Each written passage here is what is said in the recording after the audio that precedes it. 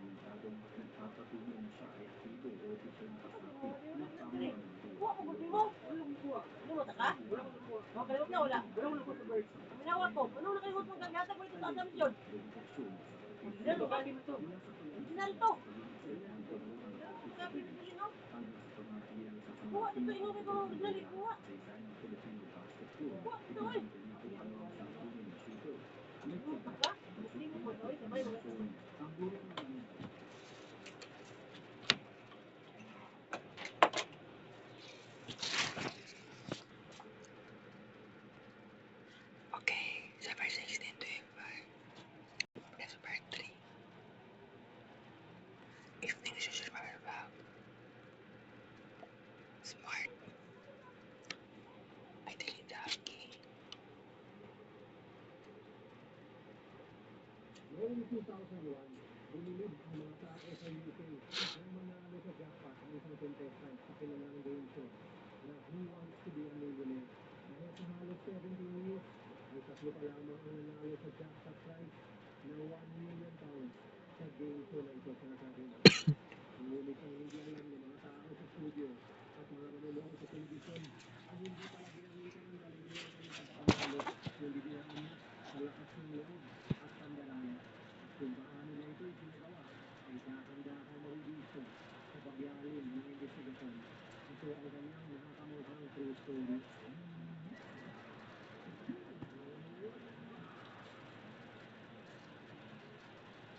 Simula 1998 hanggang 2014, isang sikat na game show sa telebisyon ang pinakamalungan at sinubaybayan ng milyon-milyong manonood mula sa United Kingdom at nagkaroon pa ng napakaraming bersyon sa iba-ibang sulok ng mundo. Ang Who Wants to be a Millionaire.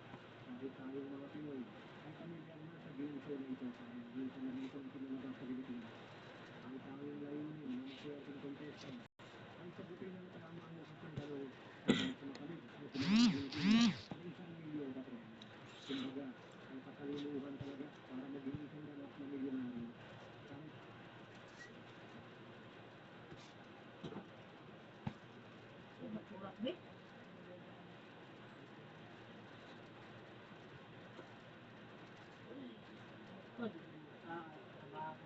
Kamulat ba?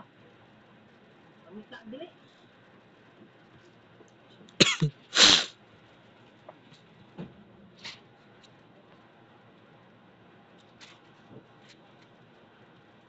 ilang taon na nanonood sa telebisyon ng UK ang Who Wants to be a Millionaire, hindi lang ba lang ang matagumpay o nakamit ang jackpot prize.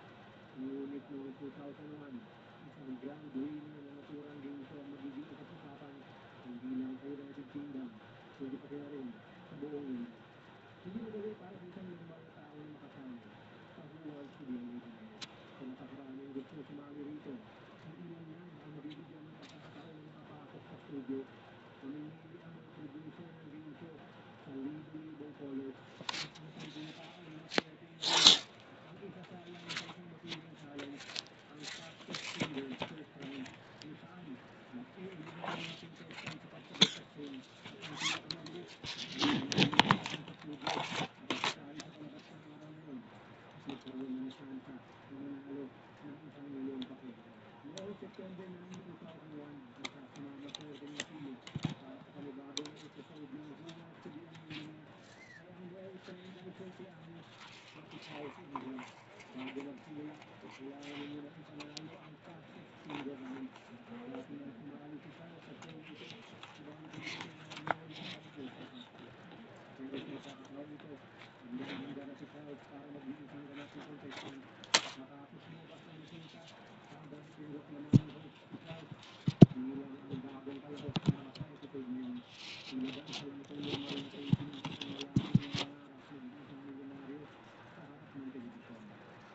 hindi lang swerte ang nagtulak kay Charles para makapasok sa game 4. Ang totoo, matagal na talaga niya itong tinatandaan.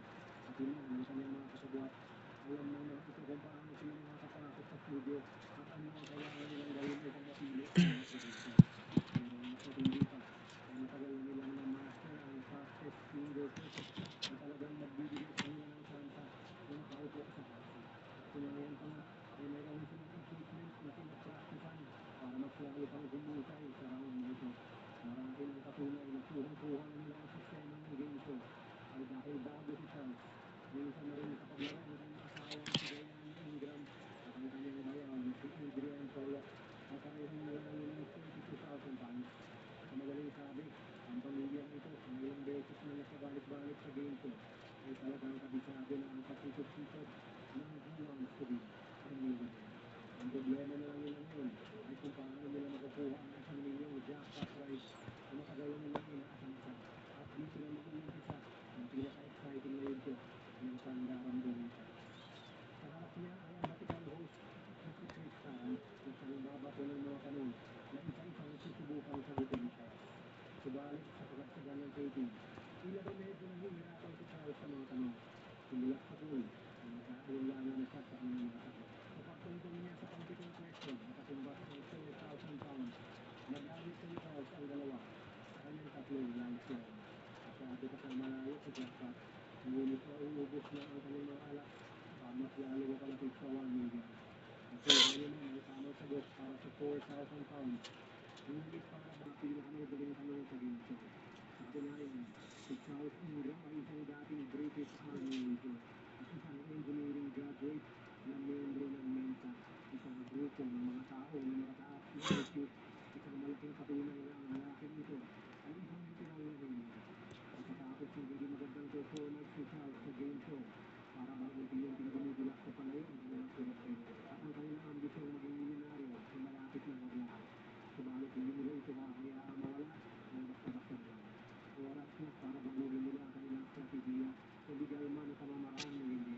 Ng gabing yun, kinontak ni Charles at Diana si Tequen Dupac, isang college professor na kagaya rin nilang isanupad ng mga game show. Maliban kay Charles, isa rin si Tequen sa mga nag-train ng mga asawa niyang si Diana at brother-in-law na si Adrian para maging host sa Who Wants to Be a Millionaire. At dahil isa siya sa mga napiling susunod na contestant, gagalo si Tequen sa studio noong September 10. Ngunit bago yun, mayroon muna silang kailangan gawin ang tulungan si Charles na masagot ang lahat ng tanong at makuha ang jackpot prize. Kinabukasan, September 10, 2001, bumalik na si Charles sa studio upang ipagpatuloy ang episode. Pero para bang biglang nagbago ang ihip ng hangin, nasa audience muli ang kanyang asawa na si Diana habang nakaupo naman sa kanilang banda si Tequen. Kagaya ng dati, hindi pa rin sigurado si Charles sa kanyang mga sagot. Ilang beses ito nagdalawang isip at ilang beses na inamin na wala siyang kaalam-alam sa kung ano nga ba talaga ang tama sa apat na choices. Ngunit meron talagang kakaiba sa mga kilos ni Charles na bawat tanong, nililipat si Charles ng Okay guys, ako na yung bahala.